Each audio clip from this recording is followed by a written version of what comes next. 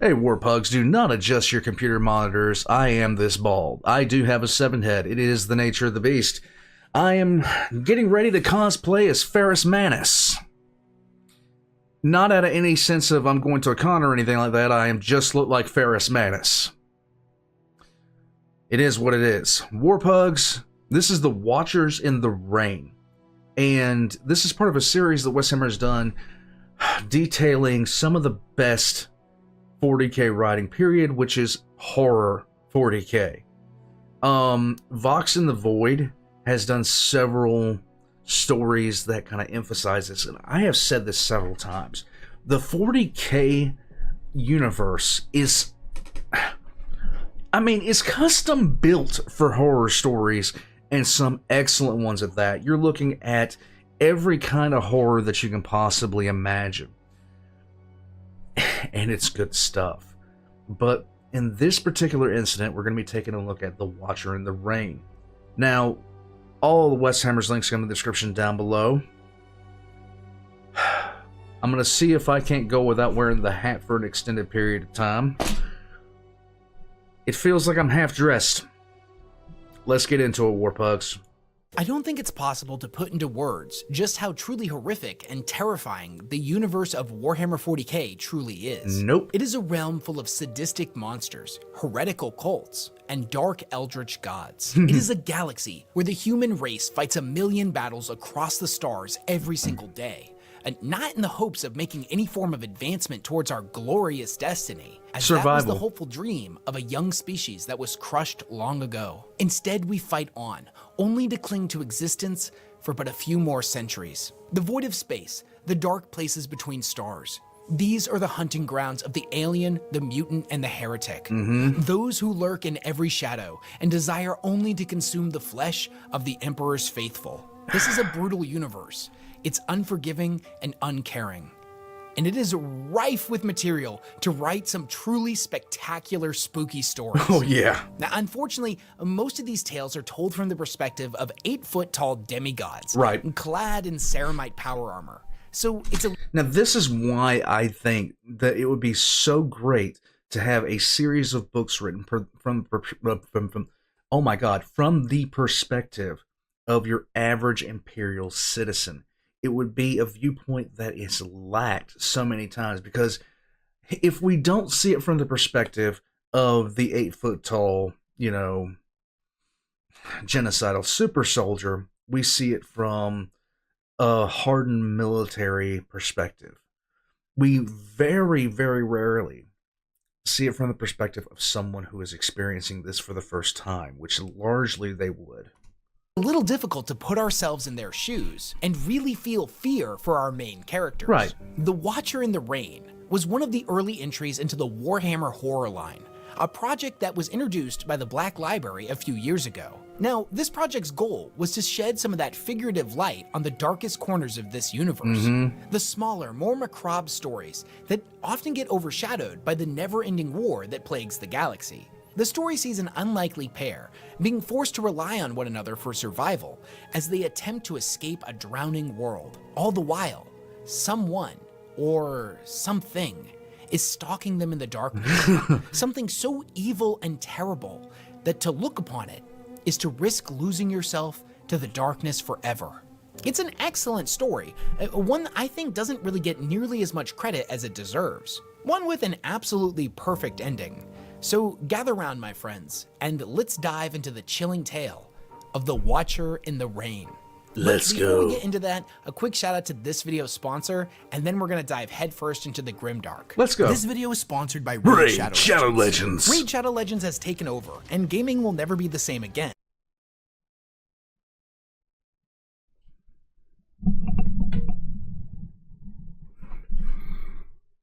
Raid Shadow Legends.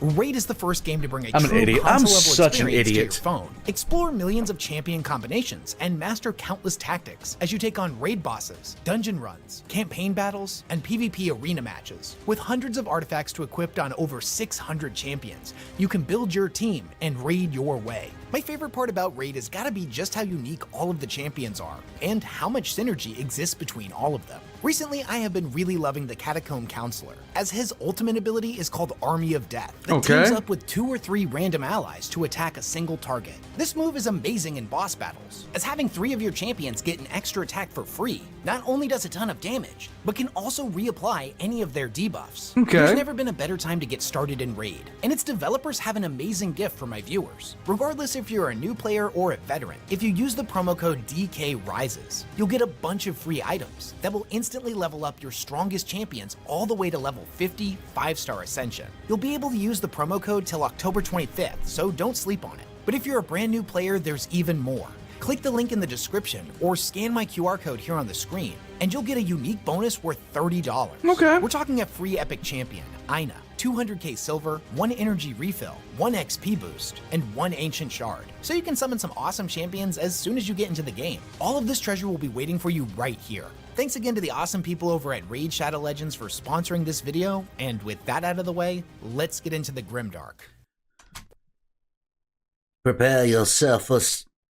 I'm such an idiot. Never mind. I was going to be doing some weird little thing where I was going to, you know, just, yes, but I'm too stupid for that today, apparently. I have literally been recording for 2 days trying on the Vindicare script, and by the way, the Vindicare assassin video is coming, and I'm actually really, really happy with the way it's turning out so far. Somebody help me though, because my God, I've been working on this thing for way too long. Our story begins on the Administratum world known as K4. There has been constant rainfall and other brutal weather conditions for 8 weeks straight. This is due to a massive warp storm that is rolling into this section of space. Great. The rain is drowning the city out in a flood of biblical proportions. But this pales in comparison to the danger presented by the warp storm itself, as it will inevitably cut the planet off from the rest of the Imperium for hundreds, if not thousands of years.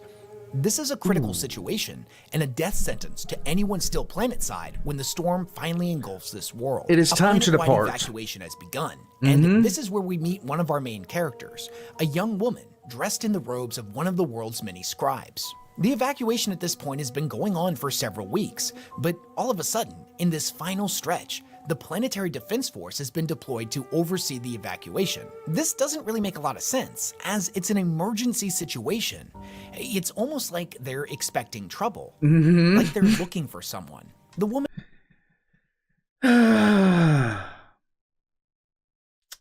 This is already starting off good. is accompanying an old man, a member of the upper echelons of the Administratum.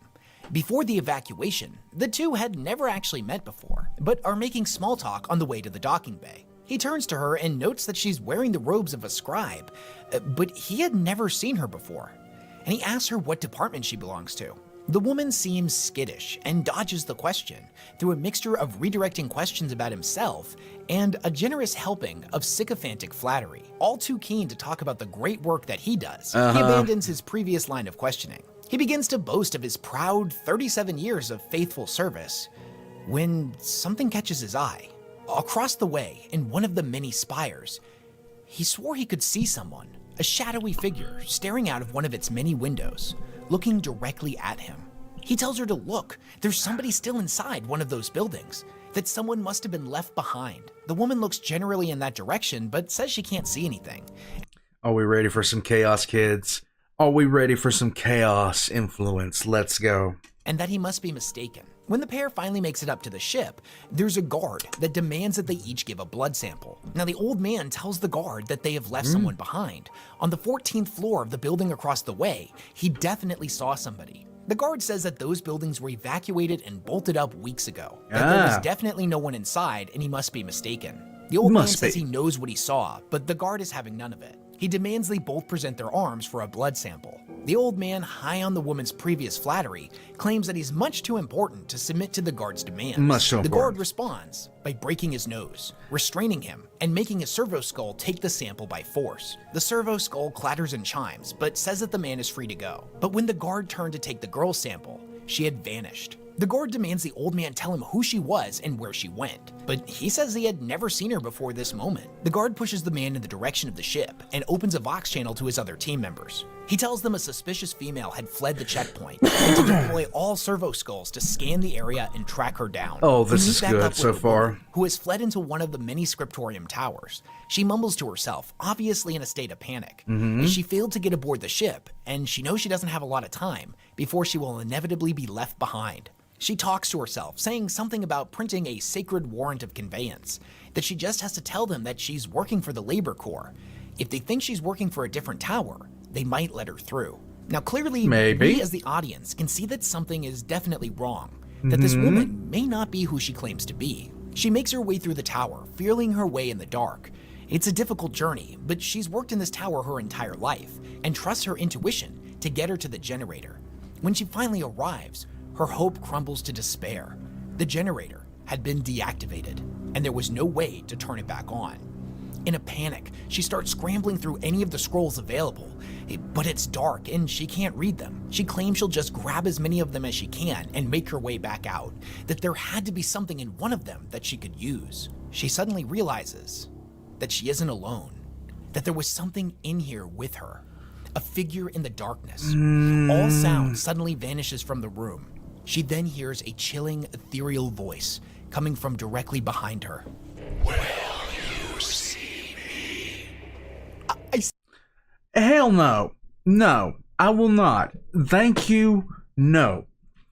We will just take a pause on this relationship that you think that we have at this point, because no, not with that voice, under any circumstances, and certainly not with the way you look, because for some strange reason, you don't even have outlines. The weight loss program that you have gone to has lost more than, fat and everything else like that. You've lost your full form. Congratulations on your weight loss journey, but please leave me the hell alone. No. I see nothing. I'm right here. No. Turn and look at me. I won't. Why did you have to make this sound like this? Wes, why? Why did you do this? I'm just glad it's like I got daylight in the window out over there. I'm glad for that, because quite frankly, this was uncalled for, unnecessary, and is damaging to my mental health. And I'm pretty sure if Wes is watching this right now, he's laughing his ass off about this, because no, hell no. See me. I won't. No. She screams and sobs. It's in this moment that interrogator Stefan Crucius, favorite apprentice of the Great Inquisitor Atrox, finds her and tells her to stand down. He has a gun drawn and it's pointed directly at her. Whatever the thing was, it's gone for now. He demands to know what she's doing here, and she quickly and shakily tells him that she had forgotten her seal of Exodus, that was all, and there was no need for him to be pointing a gun at her. He strikes her across the face and forces her to the ground before cuffing her.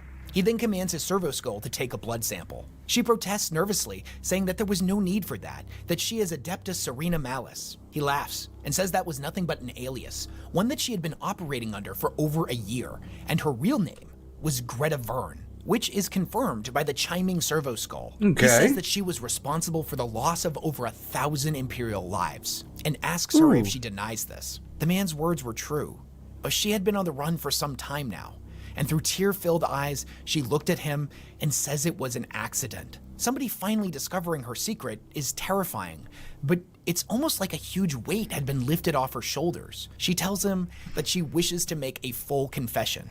He calls her a heretic and says that he has already interrogated other members of her cabal, but none of them had given up her master, and that he would get the answers he needed out of her through force if necessary. Greta seems incredibly confused by this. She pleads with him, saying that there has to be some mistake. Now, his words were true, but it was just an accident, one that was solely her fault. There was no great cult, no secret shadowy master. It was just her. She said she would explain everything to him, that she had worked for the Administratum her entire life, that she is and had always been loyal. He drags her to her feet and keeps his firearm trained on her. He says, "I don't make mistakes, heretic. Now move." As they walk back out of the tower. I always love an authority figure that says they never make mistakes. It inspires confidence It inspires the will to listen. No, it doesn't. No, it doesn't at all. He prods her with questions. Who was her master? How many other agents were there? How many of them were already aboard the ships? She said that he had it all wrong. That all that happened was she misfiled a casket of requisition scrolls. It was the only mistake that she had made in her entire life. But in a panic, she knew what could happen to her, what the Imperium did to those that made mistakes. So she accessed the databanks and took an alias. But that was the extent of her crimes. The interrogator tells her that the batch of scrolls she had misfiled had caused a shipment of faulty respirators to be sent to guardsmen stationed on a toxic death world. That incorrect ammunition had been sent to another, its recipients getting slaughtered by the enemy. That she had knowingly mislaid a year of food supplies to be sent to a third. That the men that didn't starve to death had to be executed for cannibalism. This was no accident. It was an act of malicious sabotage. He drags her back through the tower, claiming that when they get back to the ship, he would use every ounce of his skill to extract a confession from her. When they finally make it all the way back to the door, something was wrong. The interrogator had left it open, but it was now shut. Oh boy. He tried as hard as he could, but he couldn't get it to move. He turns to the woman and demands to know where her partners are, and how many other cultists were in this building. Surely it was them who had locked them inside. Surely. She tells him once again that she has no idea what he's talking about. It's just then that the pair overhear on the loudspeakers that the ships will be departing in 10 minutes. Frantically, Crucius slams himself into the door, trying to get it open.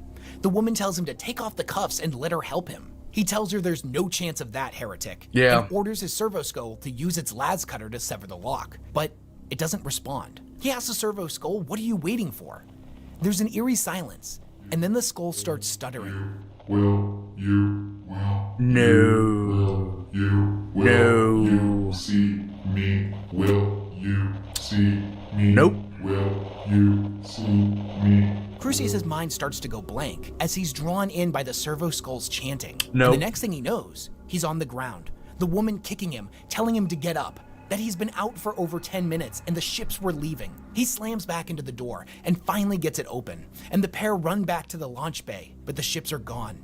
He opens his Vox to hail the ships, but there's nothing but static. They were too late. Greta sobs, saying if he had just uncuffed her when she asked, they could have opened the door together and made it back. He silences her and says that there are most likely smaller vessels still within the spire, most likely in the cargo bay. And if she was a scribe like she claimed to be, then she would be able to lead the way to one of those ships. The pair begin their journey back into the abandoned city, desperately seeking a way off of this doomed world. The storm was getting stronger and more dangerous with every passing minute. And always just out of the corner of Crucius's eye, he saw something, or someone, stalking them through the rain. He tells her that don't think for a moment, I didn't see the figure watching us on the platform. One of your partners, I assume. He's been watching us since the shuttle left, and you will tell me how many of your friends are still here. Greta looks Dude, I don't make mistakes. You're messing up pretty severely, my guy. away and tells him, I don't know what you mean. He says, do not lie to me. Every denial will earn you another minute in my chair, every second of which will be an eternity of agony. She tells him to listen very carefully. There is nothing there. It is just shadows in the rain. It's just then that he hears an ethereal voice in his ear.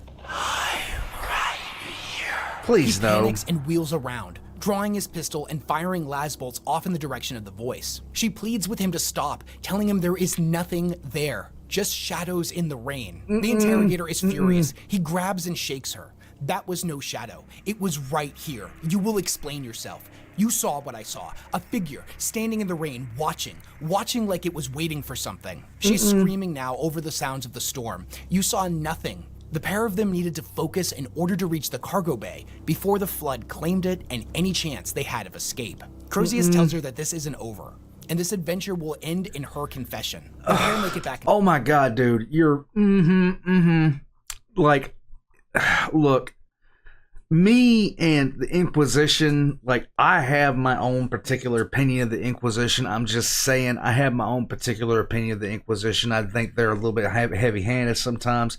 I think sometimes they sip their own Kool-Aid way too much, but my god, man, you need to chill out sometimes. Inside and journey through the spire. The path is daunting. a seemingly infinite amount of hallways and corridors, with scrolls stacked as high as the eye could see, an endless maze of monotony and bureaucracy. A journey that would surely drive the uninitiated mad. But Greta claims this is just another day in the life for a scribe. Same pools of parchment demanding the same tasks, day after day, half blind from squinting in the lamplight, 1,000 quills scratching in the dark. No one speaks, just murmurs of prayers to keep everyone from going mad, the weeks bleeding into years. Greta is suddenly interrupted by the sounds of screaming 3 levels down. There's an asylum down there where scribes that have been driven mad through their work are sent away, left to fester and rot by the same Imperium they had dedicated their lives to. The interrogator claims that it is very likely that all of the cells have been open. Greta seems incredibly disturbed. Ooh, that's a bad sign. I'm not crazy, you're crazy. By the fact that all of them were simply left behind to die. Yay. Well, Crucius, rather dismissively, states that the Imperium will endure without the contribution of a few broken-minded adepts. Taken aback by the sheer callousness of the statement, Greta says, broken by their servitude to the Imperium, left to fester in their cells for decades, waiting for some prefix to show up and decide what should be done with them. Do you have any idea how many days I spent being absolutely certain that one day I would be among them? He shoves her and tells her to move. He laughingly says, this abandoned city is getting rather crowded. What with the legion of howling lunatics and your other cult members lurking in the dark. Greta has had about enough. She angrily says, oh, you're absolutely right. I have an army of followers lurking in the shadows, every one of them here for the honor of killing you. That's what you want to hear, isn't it? Or perhaps is it that you can't face the fact that you're here because of a banal mistake by a banal civilian? He stares daggers at her. You will be silent. I am so sorry. I am not the monster you hoped to find. Crucius grabs her by the throat and starts choking her. Let's say, for a moment, I believe you, that you are indeed working alone. Then tell me who it is that is following us. I saw it just now, hiding behind a curtain of water. I know you know what it is, so tell me. Speak. It's just then that the floor completely gives way under the massive amount of water that has been flooding it. They both fall down several levels and end up having to work together to find stable. Like, does this guy not realize that when he was unconscious, she could have stomped on his skull and that would have been the end of the day? Like, he's not bright, is he? This guy isn't exactly using the neurons aren't firing. The hamster is dead, okay? Ground. So Crucius deactivates her servo cuffs remotely. As if he didn't, the two of them surely would have plummeted to their deaths. Once the two of them climb back up, they begin to discuss what to do next and how to reach their destination, when they suddenly realize that their only path forward will take them through the asylum. Crucius is against this, but Greta says they don't really have much of a choice, and whether or not they like it, they are both partners in doom now. The lunatic asylum is cold and dark. It is a terrifying place that our pair attempts to move through as quickly and quietly as possible. And most of the inmates have gathered in a central room and are chanting a very strange hymn. Now, chanting hymns like this is not uncommon within the Administratum. True. But even though Greta can't quite make out the words, this is unlike any hymn she's ever heard before. No. They round the corner into a clearing, one that does have a small amount of illumination coming through the windows. But what's on the other side of them is chilling. This level is completely underwater. Greta states that they have to get out of here as quickly as possible, that glass won't hold the flood back forever. It's just then that they hear the speaking of one of the inmates, coming from a surveillance pulpit a level above them. Who's up next, he shouts. I haven't got all day. Crucius draws his gun, but Greta puts her hand on it and says, just wait, let me talk to him. She says, good evening, my lord. Forgive me, I didn't see you up there. I see from your robes that you are from the Catalogica division. I was wondering if you could tell me the way to the cargo bay? He looks at her and responds, my dear scribe, of course I can do that. I have cataloged every single thing in this department for decades. Yeah. He tells her, your request has been recorded, and you shall receive your directions in 3 to 12 months. Next. Greta says, well, we're in a bit of a hurry. Could you just tell us the way? Tell you? Tell you? This is the Administratum. We do not traffic in the treachery of speech, girl. Only bonds. Bonds of ink and parchment. unbreakable. We shackle the Imperium of Man to its great and glorious purpose. Purity through procedure. Crucius puts his hand on Greta's shoulder. We're leaving, he says. They can hear the chanting of the other inmates, getting closer and closer, beginning to surround them. The man on the pulpit says, perhaps we could process your request manually. Greta says, well, so you can show us the way out. Of course. I will take you to the cargo bay myself. Yay! And just as soon as you are correctly processed, the inmates have now completely surrounded them. He descends down to the same level they are on. That's bad. My loyal apprentice wanted to leave here as well. Just last week, in fact. Well, she begged me to make an exception. Sadly, I am bound to honor procedure. Look here, he says, and opens a gate nearby. What they see is a truly grisly and horrific sight. Here I have her liver, teeth, eyes, all tagged, cataloged, and accounted for. Oh, The man no. pulls out a knife. Which one of you would like to be processed first? No. Crucius fires his last pistol into him. Good man. And tells Greta to run for the stairs. The wounded man shouts back to them that the storm has come, and with it comes the Watcher in the rain. Crucius stops and turns back to the wounded man. He demands that he tell him everything he knows about this Watcher. Oh, God. So you've seen him. Oh my god, this guy is dense. This guy is dense. Haven't you, boy? Heard his call?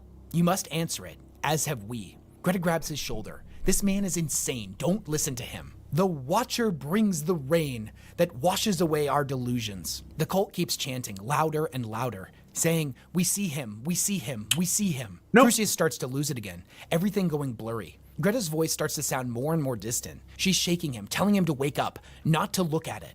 They can both feel the Watcher's presence getting closer and closer. Let's just not. So you refuse his call. Very well. You don't have the strength to face the truth. You may go. You'll find the cargo bay through the eastern exit at the end of the corridor. But your friend must stay. He can go once he sees who he truly is. She frantically begins to shake him again. Wake up. None of what you're seeing is real. And then we as the audience get to see what he sees. Oh. Crucius is having a flashback to the days of his training under Inquisitor Atrox. He's in a medical facility, IVs trailing out of his arms. And over a Vox channel, his mentor is telling him to wake up.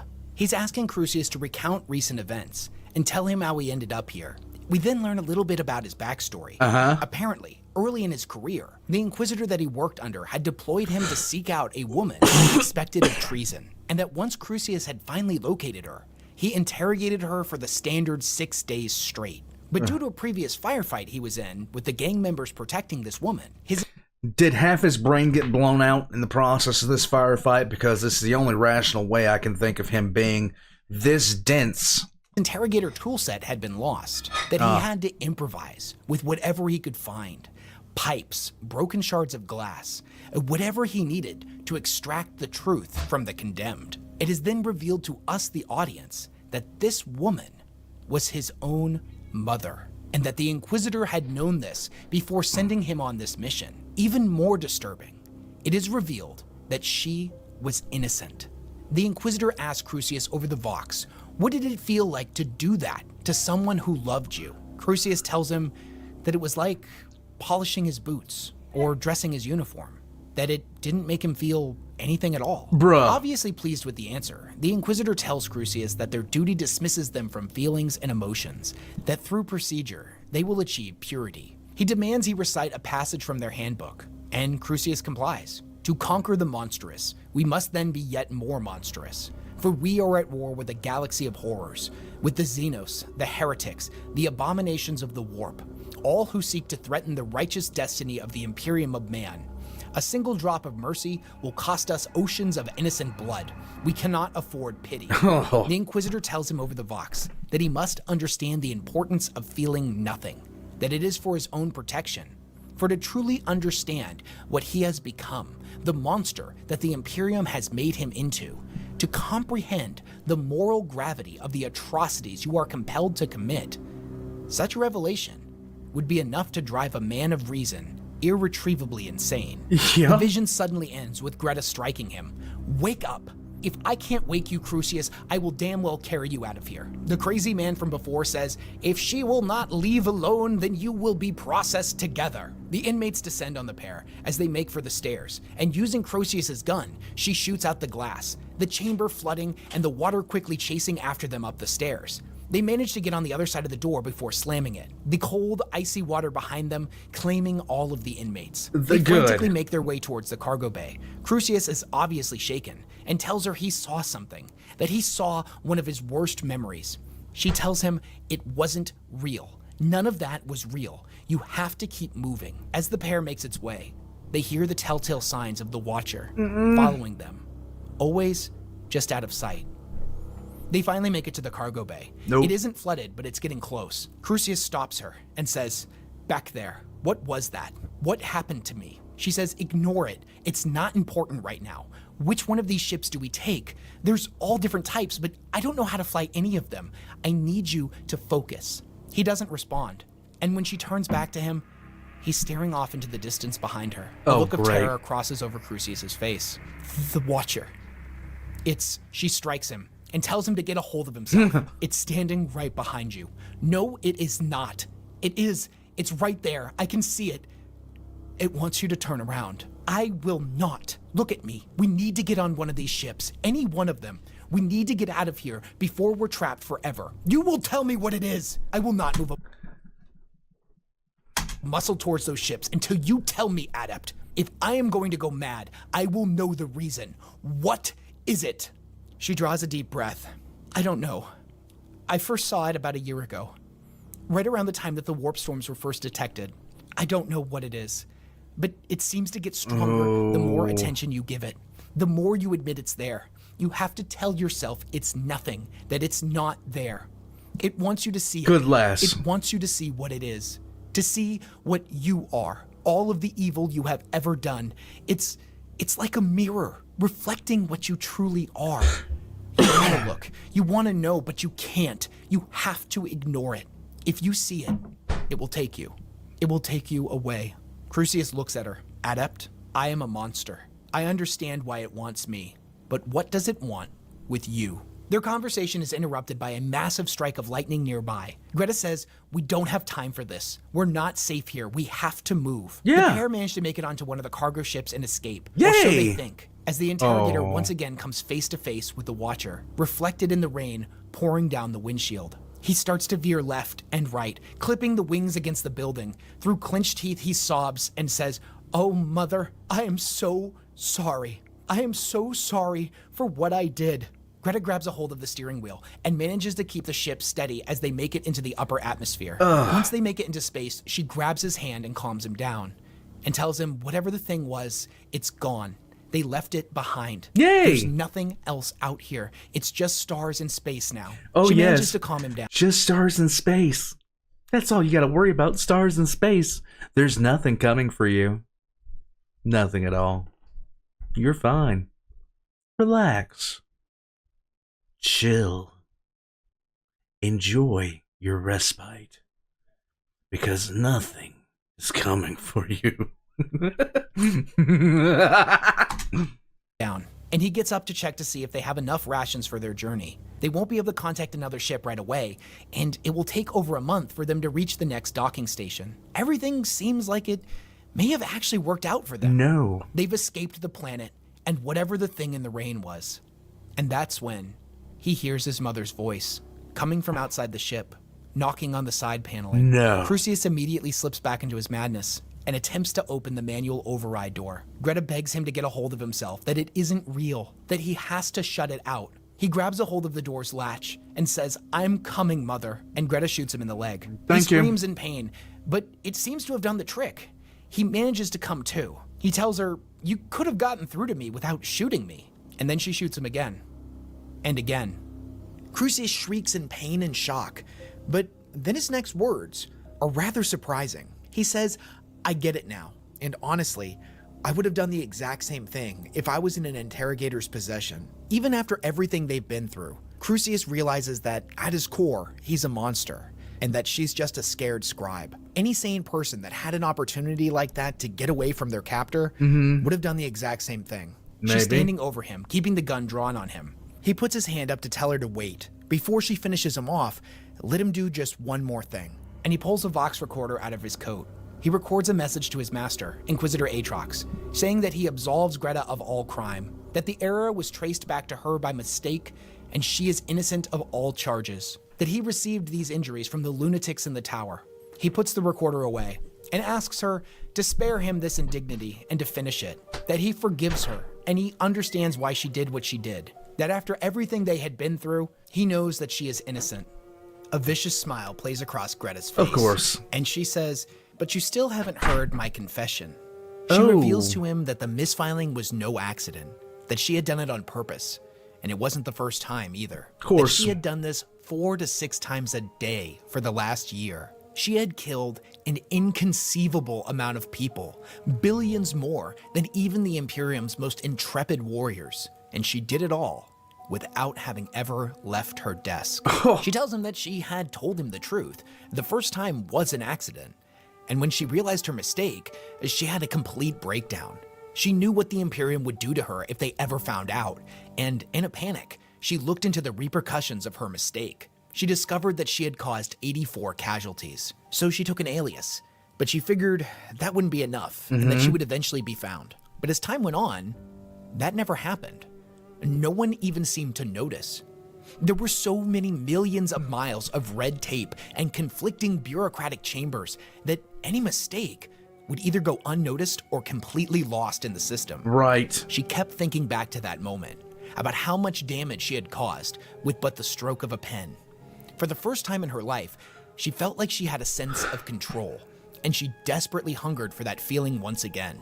She tried to ignore it, of course, but eventually, she gave in to it and misfiled another casket. And then she did it again and again. She felt like she had finally woken up, that when she looked around the scriptorium that she had spent her entire life in, she saw nothing but a tomb. God. One that her and all of the other scribes had been locked away in. She didn't see people, but corpses, pale, wretched, withered things, typing away their entire lives, toiling in purgatory. When you worked for the Administratum as long as she had, you knew exactly what stamps to add and which safeguards to bypass.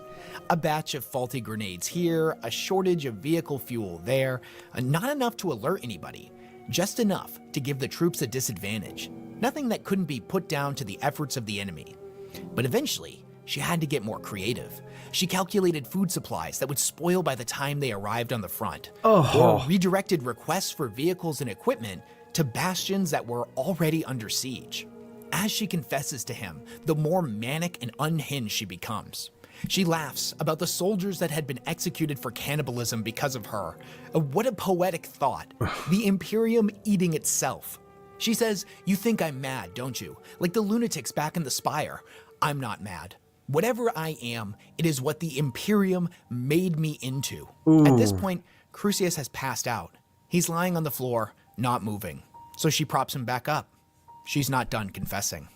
She said she refuses to look at the Watcher. She won't do it, because she knows what she'll see. The billions that she has killed, out there floating in space, frozen, their faces blue, a galaxy of the dead, and she won't look at them. "Go ahead and ask me why," she says. "I need somebody to ask me why, and I need to tell you that our world is broken. The Imperium has blinded us with faith, broken our minds, and stopped us from seeing the ruin that it truly is. That's why I had to do this. It's why I have to keep doing this. I have to do all I can to thwart the Imperium, to stop it from making more monsters like us." It's just then that their ship receives a hail from a nearby military vessel, asking if anyone was alive in there. She couldn't believe it. They had been found already? What an unbelievable stroke of luck. Hooray! She looks down at Crucius's corpse and tells him, "Thank you for listening to me." She hails the ship back, and they ask her to identify herself. She says that she's Adept Greta Verne, that she is on an Exodus shuttle from Imperial World K4, that the pilot was interrogator Crucius, but he died to his injuries.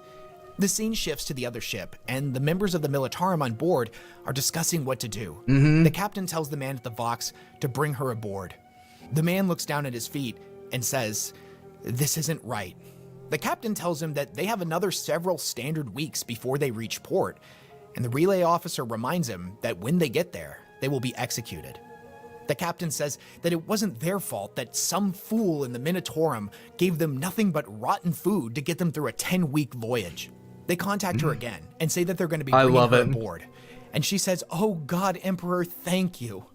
The captain tells the soldier, "We'll do this quick. She needn't suffer. Just don't let anybody see you getting the bodies to the kitchen." The story ends with her saying, "Praise the Imperium," over a staticky Vox channel.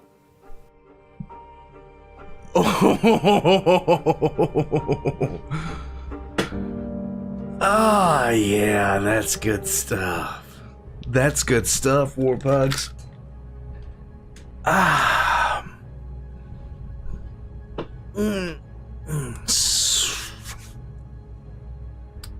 Talk about something coming back to bite you in the ass. Warpugs, this is a prime example of the FAFO scale in perfect working order. Now, the thing about it is, I was waiting for this to take a turn. I was waiting for it to take a turn. And when it did, I was not altogether disappointed. Now, the interrogator I thought was just being really, really kind of dense. But at the same time, there was no way for him to know until he got her and interrogated her. But she did kind of prove her innocence.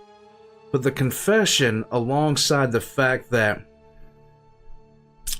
they're going to eat her because she's the one that screwed up their supply chain, that's just perfection. Warpugs, this is why the paper trail is all important. And the bureaucratic nightmare of the Imperium is the way that it is. I'm going to head out from here, Warpugs. All the WesHammer's links are in the description down below. Join the channel as a member or a Patreon. Get early access. I'm going to head out and I'm going to not listen to that voice that he made for the Watcher again, because no. I'll catch you guys next time. No Night Lord horror for me, please. None.